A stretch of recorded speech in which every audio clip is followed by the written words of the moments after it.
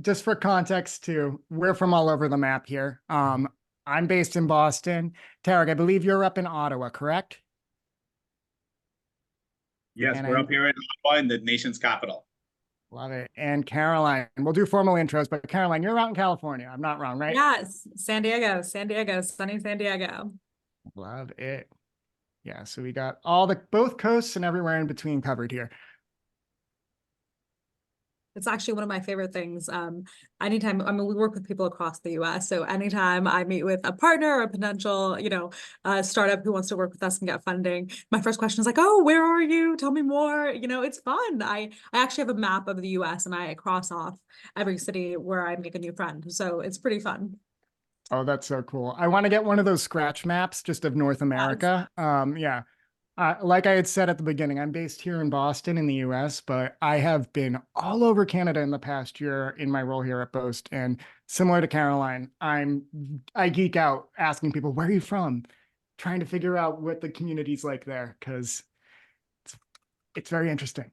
I'll have to pick your brain at some point, Paul. We'll jump on a call because I have been doing more solo trips. Obviously, I travel a bunch for conferences and helping people with non-dilutive capital across the US, but I've been wanting to really maximize those trips. And so I'll totally ask you what you do when you travel to a new place. Oh, you got it. I got a whole playbook, Caroline. I'm happy to unpack. Maybe we can do a webinar about it in a couple months. Absolutely. It's a slideshow of all the places we've been and would like to go. It sounds perfect. I love it. All right. Okay, and looking through the chat here, we got Nova Scotia, BC, Qatar, UAE, San Juan.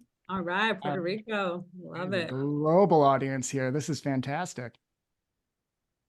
All right, so I think we'll probably start about now. And just to give folks a little bit of context too, a lot of what we're talking about today is going to be specific to North American startups and founders, specifically in the US and Canada, just because that's where a lot of the business that Boast, Arctech, OmniSync, and Startup Stack do are based. But these are tips that'll be good for founders regardless of where you're located. I think the startup life cycle, while it's never one-to-one, it is generally applicable, I think, for any entrepreneur. And I think the advice we'll be sharing today will really pay off in the long run. So without further ado, we will dive right in. All right, so not joining us today is our buddy Jonathan from Startup Stack, but we will try to represent him here on this call. Oh, I was on the wrong link, Paul. Sorry, I'm here now. Jonathan. Lovely. I will stop talking then. Jonathan, I know we have a separate slide over to give you your intro, but I will pass it over to you and hit mute for now.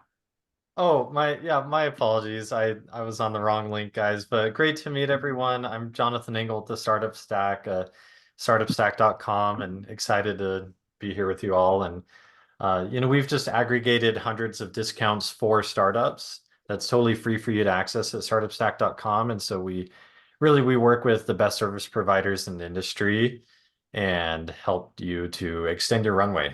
And we just want you to win and succeed. And so we partner with amazing companies like some of the people you'll hear from today. So really excited about this, and sorry I'm late. Oh, good. Awesome. Yeah. And hey, everybody, I am Paul Davenport, and I'm the head of content for Boast. So at Boast, our vision is to accelerate innovation across the world by helping startups unlock the true potential of their R&D. So traditionally, this has involved helping teams gain access to non-dilutive funding, as well as R&D tax credits from both the US and Canadian governments. But what we really offer is so much more, of course, as we enable startup teams to sync their key project tracking, financial, and payroll systems into a single platform. From there, we can actively help teams tie specific R&D activities to both expenses and outcomes. This streamlines the process for identifying what qualifies for tax credits and ultimately maximizing those claims, while also giving teams access to an R&D system of intelligence to help them better allocate resources, apply for funding, and really extend their runway. So in my role, I help lead the creation of thought leadership content for the team here at Boast, which includes hosting our What the Tech podcast, as well as helping moderate webinars with partners like our friends here. So I'm thrilled to be here with Caroline, Tarek, and Jonathan, and hope we can deliver some really impactful findings for all the folks here in attendance. Caroline. Yeah, perfect. Hey guys, I'm Caroline. I am the Director of Partnerships here at OmniSync. And OmniSync really was built for one mission, and that was empowering innovation. So what we did is we looked around the innovation ecosystem, realized there were a ton of resources that could really empower innovators and innovation seekers to really get farther and collaborate better. And those resources were inaccessible, costly, etc. So we put our heads together and created cutting edge AI tools in order to unlock those critical resources. One of our first ones is Turbo SBIR, which is basically like TurboTax for finding and applying for government grants here in the United States. We also have market research tools, and besides working with thousands and thousands of startups in the US, entrepreneurial support organizations, we're actually pretty close partners with the federal agencies like the Air Force, Department of Energy, and DoD. But overall, we're here to help innovation happen and unlock resources like funding to do so.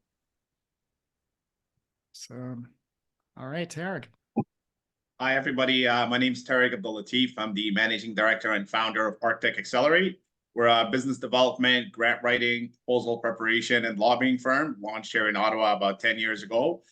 We work with companies as small as startups or as large as public organizations, helping them access funding solutions across various non-dilutive options, including grants. ITBs, which is the Industrial and Technological Benefits Policy, we could talk about later. We also assist clients with contract acquisitions for government contracts and private sector contracts, training and certification, as well as strategic partnerships. We like to say we're not about ideas, we're about making ideas happen. So we position ourselves where innovation meets commercialization. I love it. Awesome.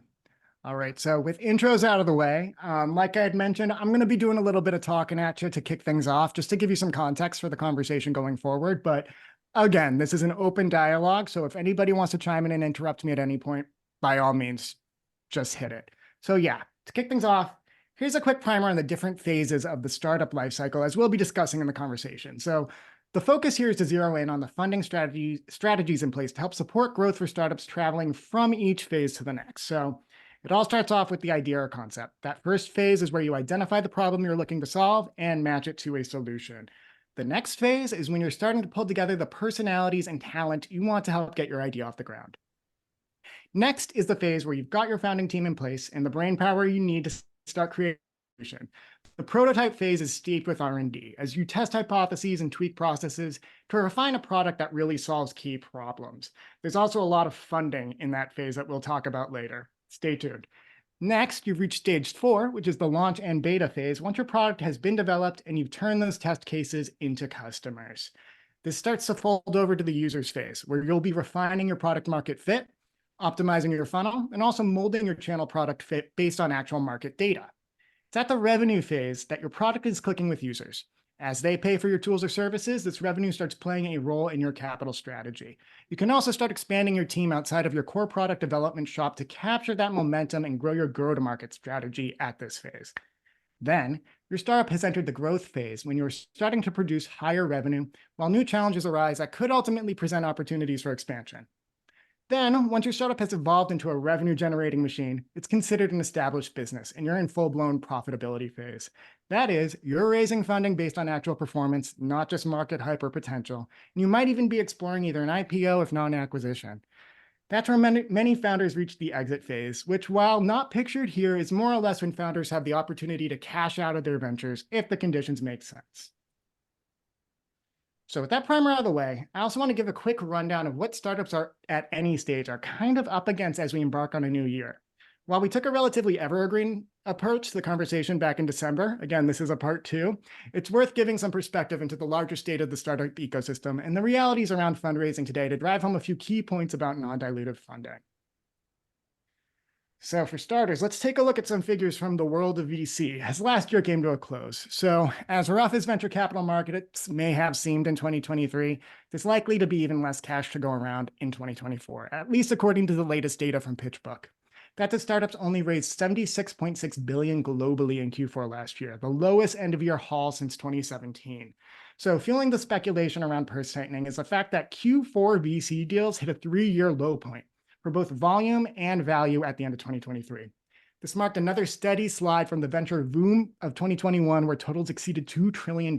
So Across the entire year, global VC funding fell from $531 billion in 2022 to roughly $345 billion in 2023, while VC fundraising slid even further, with firms only collecting roughly $160 billion last year versus more than $300 billion a year earlier. So to put a finer point on all of this, Q4 marked the lowest full-year totals figure since 2015, when VCs raised just $119 billion, and a far cry from the $379.7 billion raised in 2021. So, while these funding and fundraising disparities are stark on their own, looking at 2023 on a quarterly basis paints an even murkier picture for what's in store for 2024.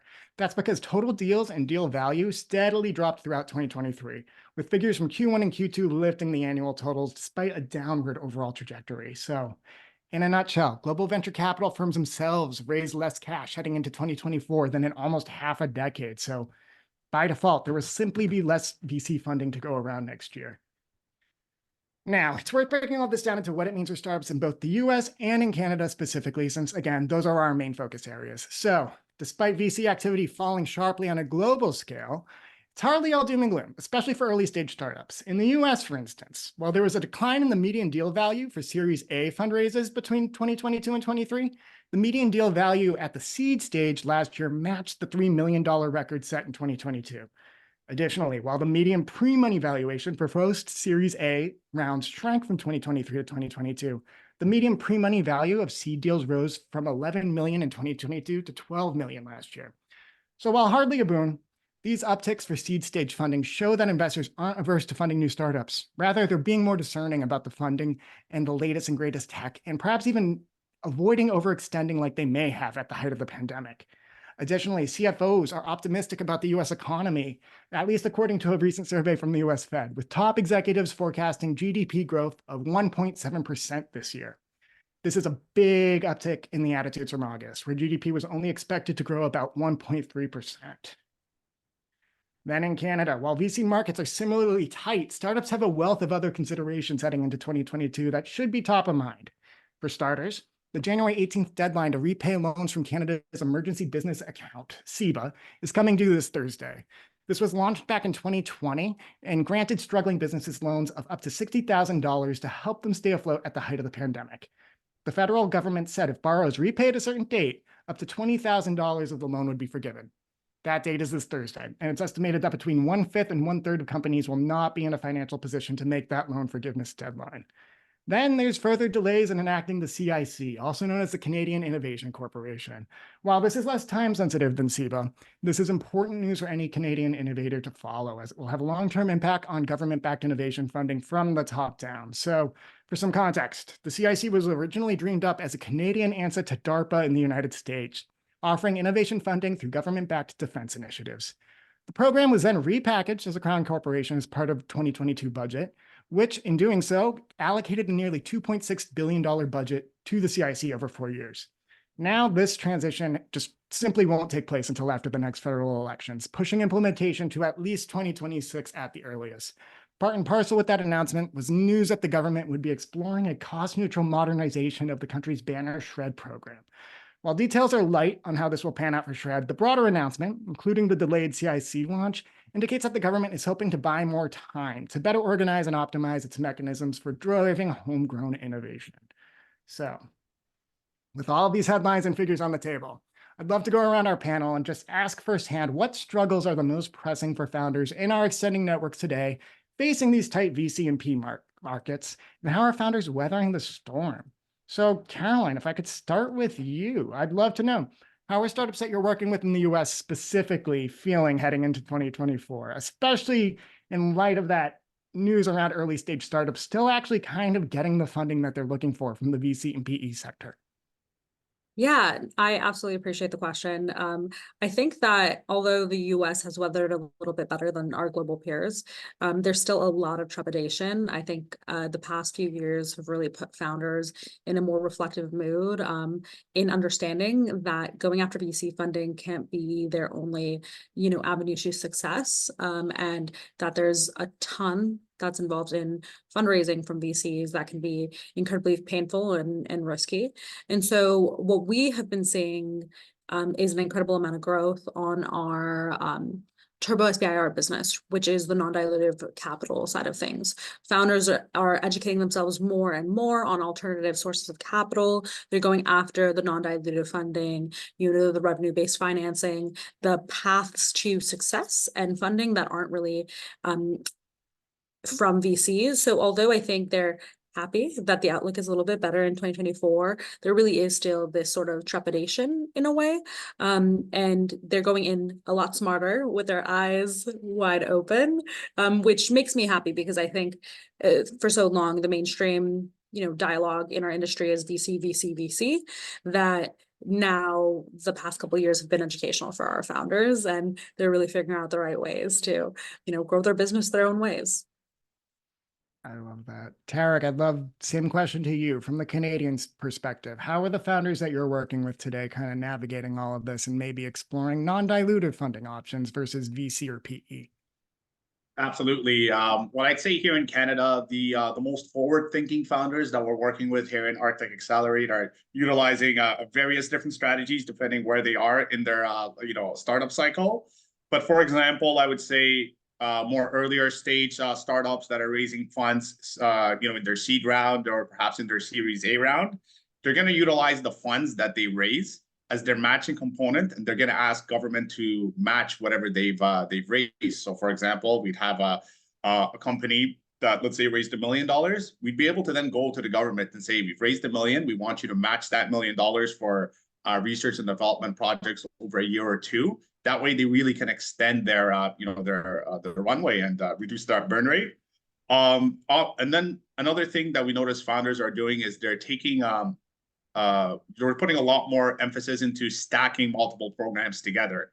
For example, whenever they receive funding from the federal government, they will then ask the provincial government to contribute to their projects as well. So funding that may only cover 50% when stacked appropriately can fund 75% and sometimes even 100% in some cases with respect to some of their projects, offsetting their hiring with grants as well, perpetually offsetting their research and development costs, in the different phases or in the different milestones of their R&D process. And essentially, founders are looking at any expense that they may have that fall under the 5 pillars of funding, which is the hiring and training, the research and development, capital and tech adoption, business expansion, and initiatives and support government mandates to see what is available to offset or to cover those costs. So the smartest founders right now, or the most forward-thinking founders, are constantly leveraging government funds to offset their expenses at the various stages of their startup cycle. Love it. And Jonathan, I'd love to get your take as well. How are founders in your network kind of faring today? I know Startup Stack itself offers a lot of solutions in terms of cost savings, but more broadly in terms of the funding conversation, what are you seeing out there? Yeah, I think, we were all kind of spoiled for a while, right? And so, it's kind of relative, right? If you look at, depends what you compare it to, compared to the past few years, I think just conversations are slower. But I, in a sense, I'm almost a fan because I see people returning more to the fundamentals of business rather than just moving so fast that maybe they haven't nailed their product market fit and some of those basics. And so like I still see a lot of the founders that we work with getting funded, but that funder founder fit, it's a lot of alliteration, but it's more important than ever, right? Like if you're shopping around with the wrong investors, I definitely see that it's just not worth your time. But if you find that right fit, you create that relationship and they're able to nurture that. So I see a lot of like Utah's ecosystem especially, and I see a lot of awesome companies getting funded and hiring and growing and building that. But the relationship that they have with these investors, they've been speaking for sometimes years, or even when they first come up with the idea, they're, hey, what would you think, right? They're nurturing that relationship of like, oh yeah, that is interesting. Come back once you've got some traction. Well, you go get some traction. Now you're building rapport with that investor of like, hey, we can execute, and proving that you can execute is the name of the game. And Paul, I would love to jump in there because I just want to echo a lot of what Jonathan said. I obviously I love my founders. I love everyone we work with. But I am somewhat a fan of what's been going on in the ecosystem because of how much pressure has been put on the founders. I feel like there is such a revival of going back to some of the foundational aspects of growing a company, of experimentation, of figuring out really how to maximize the revenue. And I think we've really seen the founders thrive in a way, or excel in a way, or grow tremendously and learn so much. And then just to echo a lot of the aspects of building relationships, I mean, especially in this market, that sort of networking, that sort of connection, the building, staying front of mind, and just genuinely authentic connections and keeping the balance up. I think that is just such an incredible impactful choice for founders, and it can be really difficult to do. You can forget to do that, you know, when you're so busy building your company. But even when people are coming and talking to us about the government, we try to make sure that they're having as much conversation with the government as possible, even though they wouldn't really think, you know, that they should talk to this big, you know, organization. But overall, strategic partnerships as well, and networking, and, you know, really honoring some of the basics of just like the lean startup methodology, and, you know, figuring your business out. It's there's some beauty that's come from, you know, some of the hardships of the funding, you know, landscape right now. Yeah, nothing will improve your valuation like customers, right? Exactly. Go Always. get customers, and that'll solve most of your problems. Great point. I love both of the points that you both had made there. First off, Jonathan, like you had said, well, actually, Caroline, like you had said, it pushed founders to get back to basics. Like, we were a little spoiled. Jonathan had mentioned that the cash was flowing in and opportunities were aplenty over the past few years, just because there had been a bit of a spending frenzy. But now founders are getting back to experimenting. They're getting back to actually focusing on the problem solving, rather than maybe having the dollar signs in their eyes that they might have at the big boom times of 2021. But yeah, that is awesome. So now, rather than assume where everyone in this room is at in their startup journey, I'd like to start the interactive portion of the show, actually. So if folks could, I'm actually going to switch screens here. And if you could all either take out your cell phones, or in a second, there will be a URL with a code that you can follow to take our poll.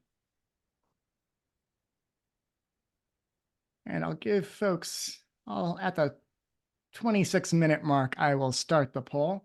But it's 6 quick questions just to gauge where you're located, where you're at in the startup journey, and where we can dive a little deeper in terms of the programs that the folks in this room are offering and what we'd like to discuss today. And just to echo that, we want to interact with you. So please, yeah, let's make this as interactive as possible. Yeah, I love how active the chat is. I'll try to get in there when I'm not talking to answer any questions that come my way, but keep the comments coming, everybody. All right, I'm going to kick this off. But the first question is, where are you in the startup life cycle? I listed the 9 that we covered here today here.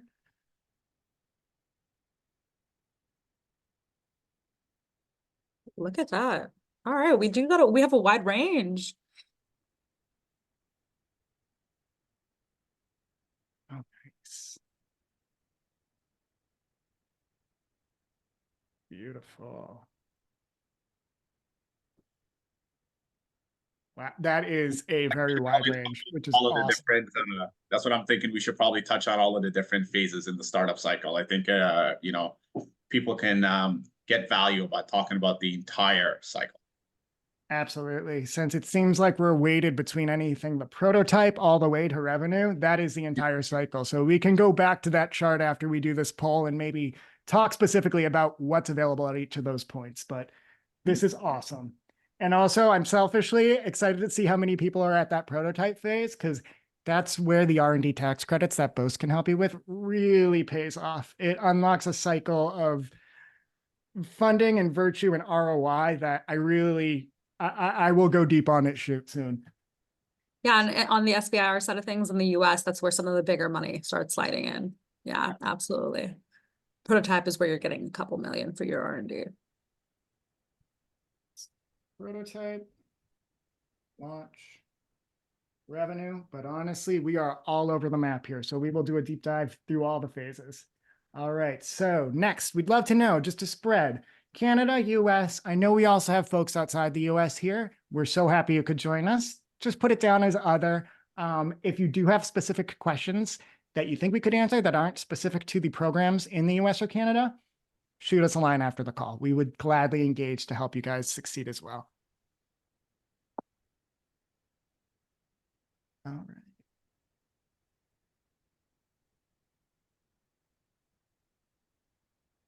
All right, I think this makes sense. I think based on the makeup of the folks on this panel too. Like I said, me and Tarek are both representing more established Canadian arms of the business, but I'm very happy to see that we have US here as well, because that's Caroline's sweet spot. And Boast does so much business with US startups and helping them tackle their R&D tax credits.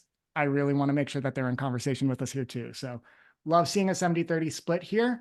We'll still probably give equal focus when we're diving into the programs though, just because it might give you ideas about opportunities crossing the border too. So stay tuned for that. All right, now we'd love to know, are you currently taking advantage of government grants? This is geo-neutral. So whether you're in the US or Canada, are you familiar with the grant programs? Oh, I love it. Okay.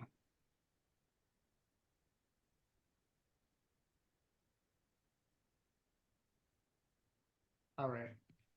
That's what I wanted to see. We got some amazing thought leaders in the room here who are going to teach you a lot about the grants. So we will line that up for the conversation too. Moving through, are you currently taking advantage of R&D tax credits? Again, in Canada, these are, I think, a lot more well-known and a lot more publicized. Well, in the US, not that they don't exist or they're not publicized, but it can be a little tricky to navigate the R&D tax credit system. There's also just a lot larger footprint. State by state, there are different programs, and getting into the nitty-gritty of what's on offer can be tricky. So It's the same thing with the funding itself, with the grants and the contracts. There's so much confusion. There's a lack of education. There's a lack of transparency that even getting to the point of funding is confusing. I mean, the R&D tax credits, I don't think are taken advantage of enough in the US at all. yeah, absolutely. And I think too, I won't go along on the 2017 TCJA of it all, but it's become tricky to just even navigate the tax language these days. The money's not necessarily evaporated, but speaking that vernacular, it's not something that somebody who's a tech-focused founder will have the language or skill set to really navigate. And it's a shame, because without that, you could be leaving money you deserve on the table. So happy to make that a lot clearer, hopefully, for folks. Absolutely. Okay, now, if you are US based, we'd love to know your familiarity with SBIR. I think it goes without saying, we're going to dive in on that, and Caroline's going to give you a good primer. I love to see this.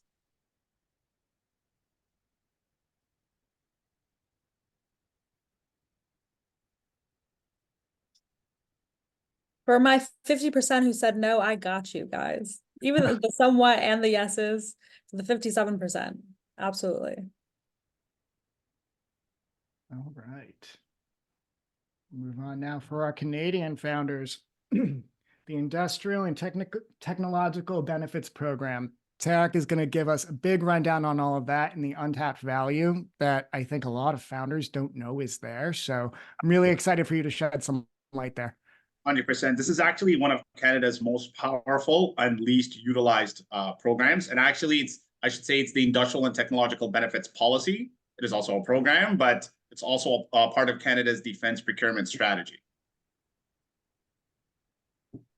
Tarek, is this usually what you see, that close to 100% of people aren't aware of it? Yeah, either they're not aware of it at all, or they're somewhat aware of it. For example, here in Canada, even some of the banks, like the Business Development Bank of Canada, we're the ones that are helping their aerospace and defense portfolio with ITB applications, because the banks themselves don't want to touch it. Certain universities, certain law firms, because there's effectively three different buckets of knowledge. You need to kind of have the engineering, technical knowledge, the senior military expertise, as well as the proposal development knowledge. And when you combine all three of those skill sets, you can unlock the ITB policy. But usually a lot of these firms or banks or, only have one or two of those skill sets. Yeah, understood. It's That's- definitely a downfall here in the US as well, trying to combine the complexity of all the education, knowledge needs that you have to have in order to be successful at this. Interesting. Love it. Yep, and I'm just taking a peek at the chat here, but this is fantastic. I didn't know that this was such an untapped resource, Tarek, so I am very excited to move on and ask you more about that. So switching screens, we're going to go back to our slideshow. All right, so as we had mentioned previously, Caroline's going to give us a little bit of an SBIR background, but I think it behooves us to maybe revisit that startup lifecycle slide and go through specifically what are some of the funding options and milestones available to you. I know we have them listed out here. I think this is a very fluid graphic, or at least I'd like to treat it that way, because it's not strict that your friends and family are going to stop being a resource for you once you're at that launch beta phase, for instance. Or you might start looking into venture date earlier than you expected. But yeah, I think I'd love to throw out to the room. Maybe we can start with Caroline, because I see your face first. Give me a rundown, I guess, between the prototype and the idea and concept phase. What are some key US funding programs that teams can tap into, the benefits of them, and just strategies even that you've seen work for founders in your network? This is a great question. So obviously past the idea of really going down the lean startup methodology, being as agile as possible in terms of that experimentation, really figuring out where the value add is, really trying to get those early adopters. I mean, again, I always recommend customers traction before anything else. But definitely the SBIR program really helps specifically at these stages. The SBIR program, which stands for Small Business Innovation Research, is the largest provider of seed and pre-seed funding in the US. And the goal is to test out concept, feasibility of an idea, prototype of an idea in order for it to get to the point of commercialization and make that economic impact overall. And so really at this idea and concept stage, that's when people are very cleanly aligned for the grants. And then this is where I see more and more people going down the accelerator programs. There's a lot of pitch days and funding opportunities in that manner for them. Something that I see people benefit off of is there are federal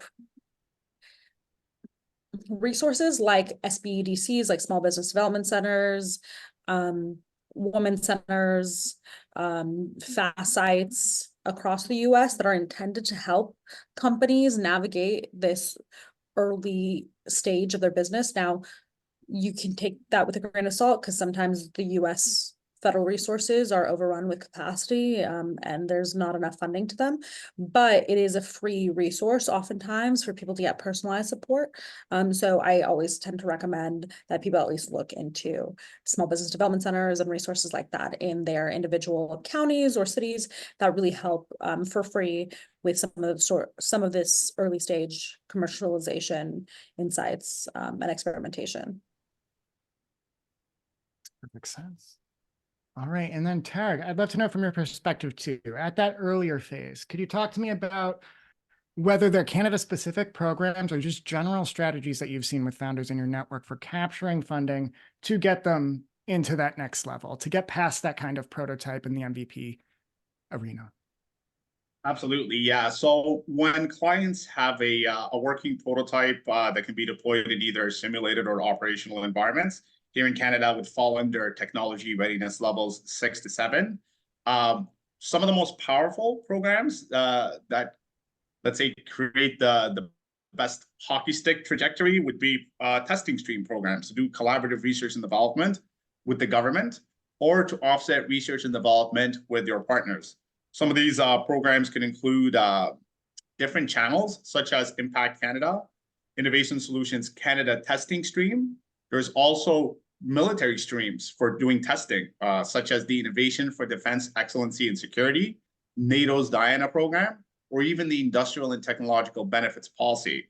So how these programs work is if you have, let's say, I'll give you an example right now. The Canadian Space Agency and the Sustainable Development Technology Program is it has about 11 different announcements of opportunities. If you have a prototype that's ready to be deployed in a simulated or operational environment, they can give you funding anywhere from $500,000 or $2 million, covering those costs of taking your prototype from the testing stages into the market validation stages, so that you can get into a smoother commercialization trajectory. And so I would say, testing stream programs would be the most powerful, but then there's also many other research and development programs, depending on the province that a client is in.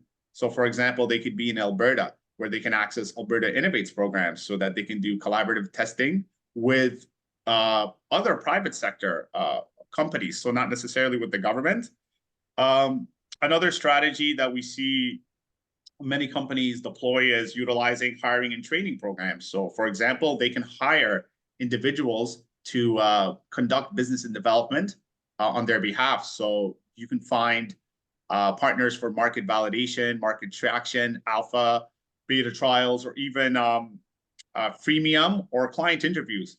That can demonstrate market validation as well. So then gives you a smoother transition into your commercialization strategy. I could talk a lot more about different types of programs. If any clients would like to know, what programs could be applicable to them, feel free to reach out to Boast or to us, and I could tell you what programs could be available to you at your ideation or prototype stage, depending on what you're working on, or depending on, the types of problems that you're solving, whether it be, clean tech or the housing crisis or space technology. We'd be happy to assist you in any one of those. Awesome. Yeah. And Tarek, I know that Kevin had asked a question. You listed a bunch of programs there. We will compile a list of everything that Tarek just stream of consciousness listed there and get it over to everyone on this call after the fact too. We don't have it on the slides here, but we do want to make sure that you guys have access to that resource. And I actually do want to build on what Tarek is saying really quick with some information about Shred. Again, that is Boast's kind of bread and butter here. And I think it complements a lot of what Tarek had mentioned for Canadian founders. So with Shred, eligible companies can recoup up to 64% of their R&D spend. That is developer salaries, contractor fees, material costs, all as an end of year tax refund. So this is money that they have already spent and they will be getting back. So it is recouping expenditures that you can then use to double down on your R&D investments. So as powerful as the Shred program is on its own, it's really just the tip of the iceberg when it comes to stretching R&D dollars further to maximize your product development runway. So I know we have a lot of service providers on the call here too, but for those who are working on R&D and driving a new product, this is a pivotal program. And with this access to their Shred refund, well, what Boast does actually is we allow customers to cash in and receive up to 75% of their R&D expenditures in a given quarter. So basically you can tap into your end of year refund before you're even done with your fiscal year. Boast uses our platform to make sure that you're being honest and to make sure that we know what you're going to get back at the end of the year. We defend against it, we audit against it. And by default, when you work with us, you can tap into that money early. So sorry to jump ahead to a little bit more of a salesy portion of the call, but I did want to pull that up while it still seemed relevant to the larger conversation.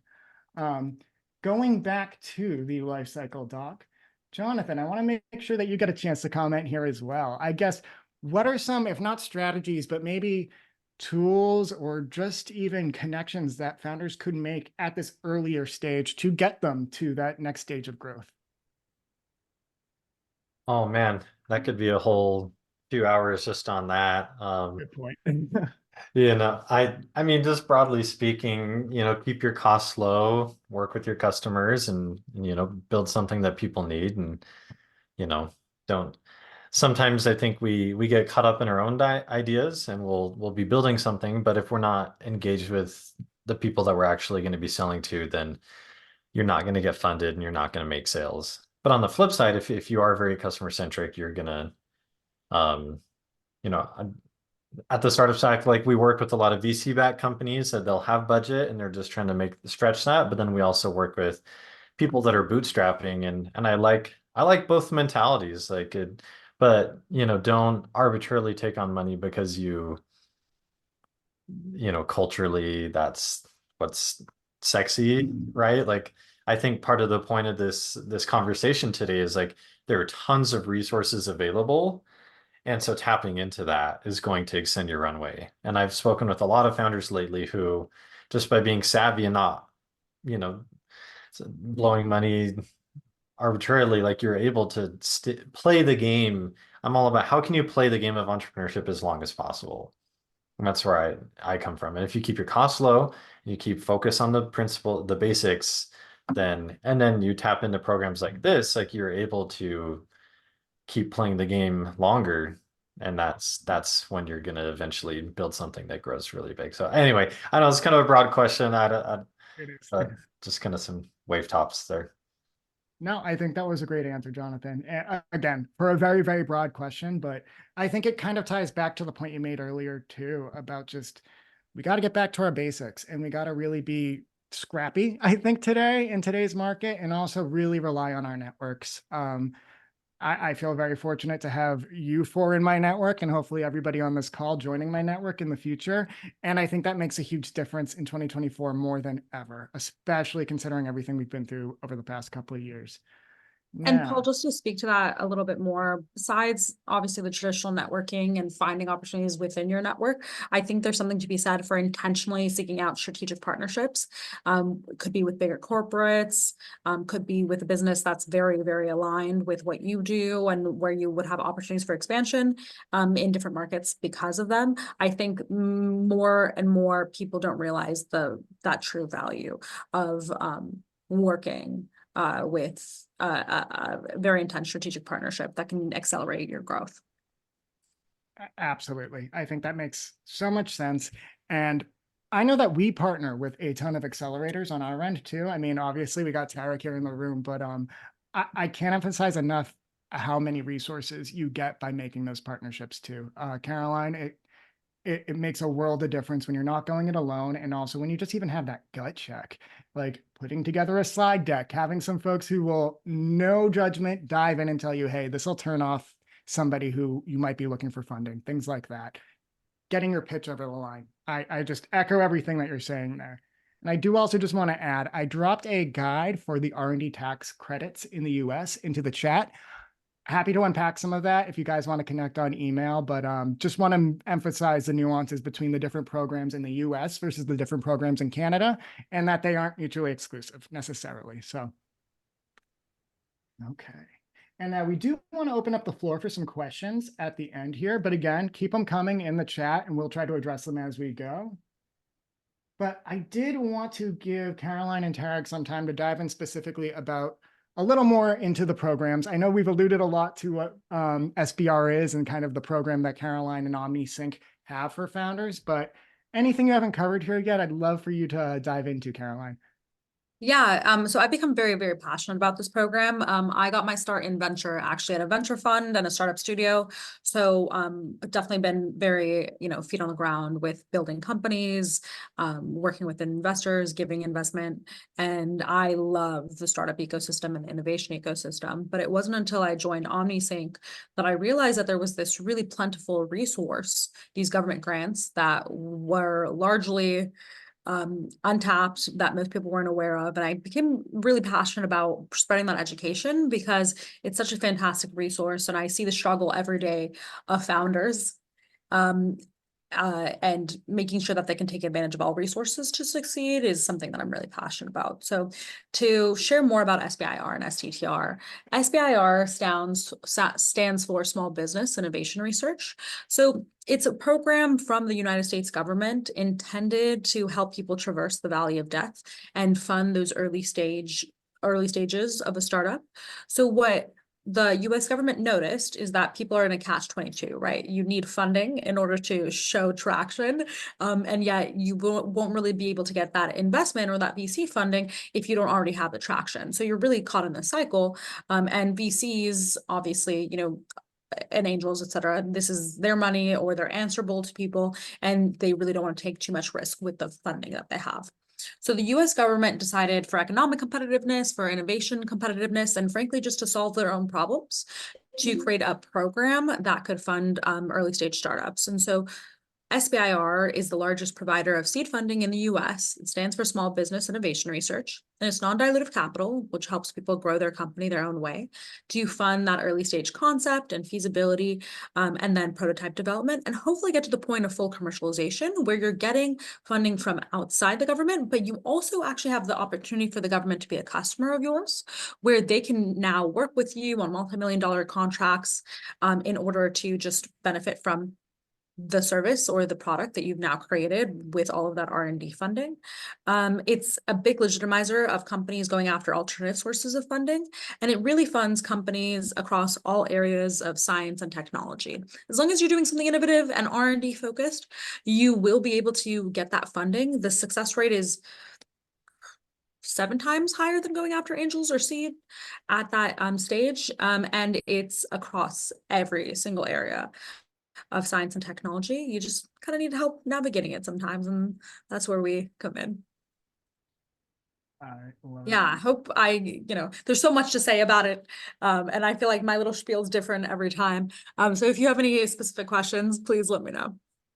Yeah, and I think you tapped into a question I think I saw earlier in the chat about just like, how do I go after funding without funding? Like you had said, it's a catch-22. So awesome to hear that this is available in the US. I think it's not one-to-one, of course, but it's not dissimilar maybe from like IRAP programs here in Canada. But Tarek, I'd love to pass it to you. Could you unpack a little bit of the innovation grants and just funding avenues, ideally non-dilutive ones, that are available to folks in Canada, and again, how Arctech Accelerate helps them capture these? Absolutely. And did you want me to touch on the ITB policy as well right now, or do you want to see if that'll? Absolutely. Okay, so you know what? I'm going to start off with the ITB policy, and then I'm going to start talking about some of the other programs. So, as previously mentioned, the ITB policy, which stands for the Industrial and Technological Benefits Policy, previously known as the IRB policy, Industrial Regional Benefits Policy, that it changed in 2014. Basically, it creates obligations for prime contractors that are these big multinational organizations like Boeing, C-SPAN, Raytheon, Bard, so on and so forth. There's quite a bit of them. Whenever they win a contract with the DND, with the Canadian Defense, what's called Department of National Defense, or the Coast Guard, for contracts over $100 million, they're required to spend an equal amount of dollars that they receive for their contract back into the Canadian economy over a certain duration of time, which is typically the duration of the contract itself. So, for example, if let's say Lockheed Martin gets a contract to build a fleet of jets for Canada worth $5 billion, means they got to spend $5 billion into the Canadian economy. However, there are actual tools that are built under the built into the ITB policy that can lessen the obligations for the prime contractors. An example of one of these tools is a 9 times multiplier for research and development investments into Canadian SMBs, which is actually different than an SME. As SME here in Canada is a small and medium-sized enterprise, or 499 or less employees. SMB is 125 or less employees. So for every dollar that a prime contractor invests into your research and development, they'll receive 9 times off of their debts to Canada.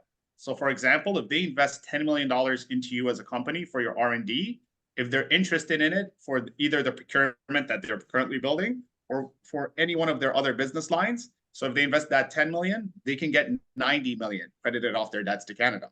So as you can see, this can be a very strong incentive for prime contractors to make investments into Canadian SMBs. Now, some of you might be thinking, how come prime contractors aren't just making random investments into Canadian companies then to lessen or to kind of reduce all of their transactions into Canada? The reason is the federal government has to actually allow these transactions to go through. They'll look at the company, or they'll look at the prime contractor, they'll look at the company that they're investing into, and they'll ensure that these business relationships make sense and they're likely to last past the duration of the contract. So what we'll do is we'll actually help you identify, if your innovation would be a good fit for the ITB policy and if any prime contractors could be interested in it. If so, it could be an excellent opportunity for your organization to drive millions of dollars in R&D funding from the ITB policy.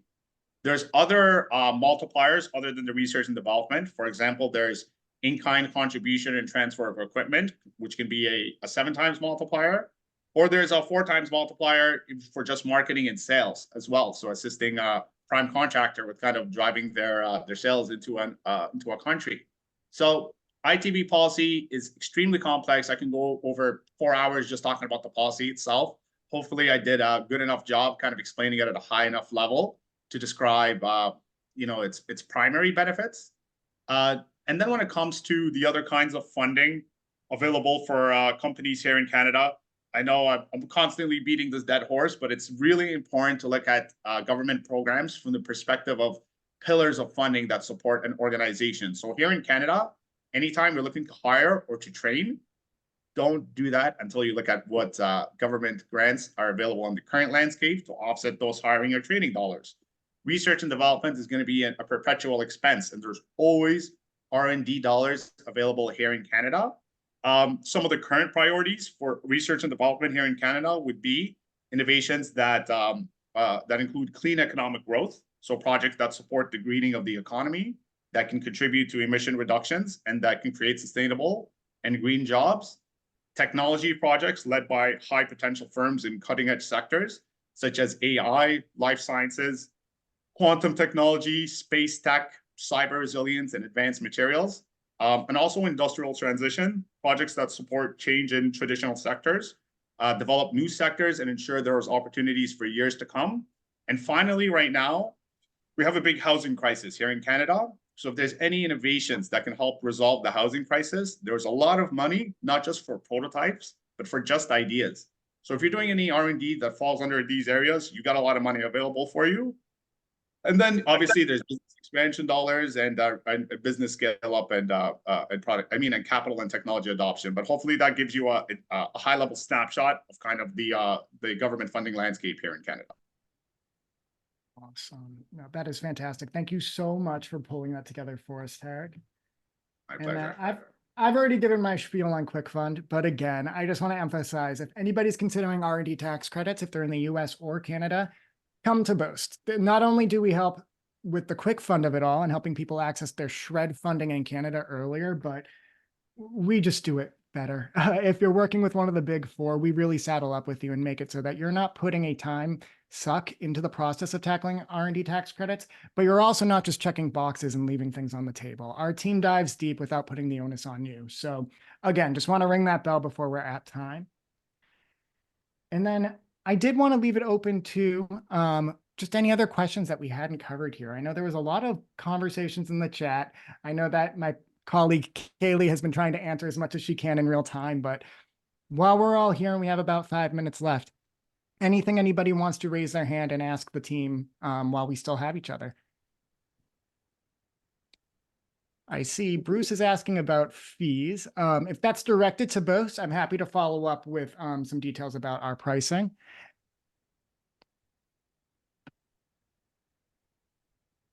Other kinds of fees, grants. Okay, Stephanie, would this be related to US, Canada, or both?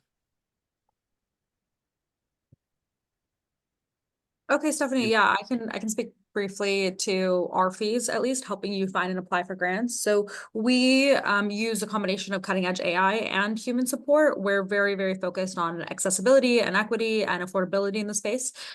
So we provide a very comprehensive support where we'll meet with you weekly, admin and strategy, identify all the funding opportunities that you're eligible for, and do all the grant writing for you. There are a ton of grants that are not for R&D funding. Our fee starts at $500 a month for multiple funding opportunities, doing all the grant writing for multiple opportunities. And I'll put a link in the chat where you can schedule a call with my colleague.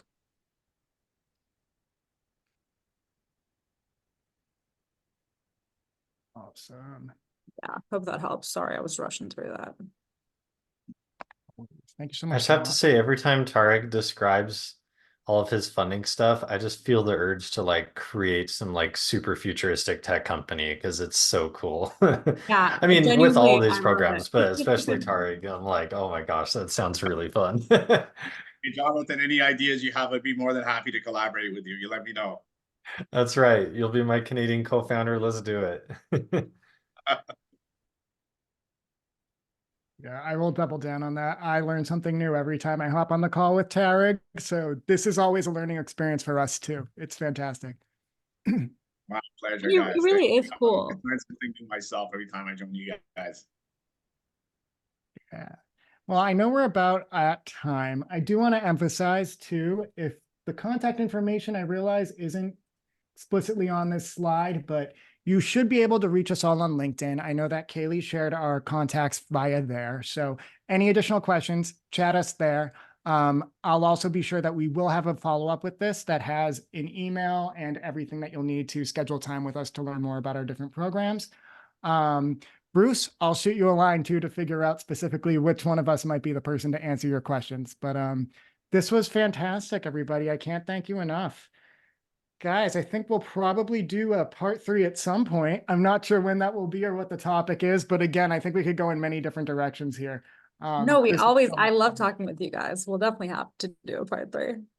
Absolutely. Awesome. Yeah, and Jonathan, you put your contact info in there. That's fantastic. Thank you, sir. Awesome. Great. And again, Yeah, we thank will you, follow up everyone. with the recording for everybody too after this call. So if there's any points you missed or you need some more clarification, you can revisit the conversation later.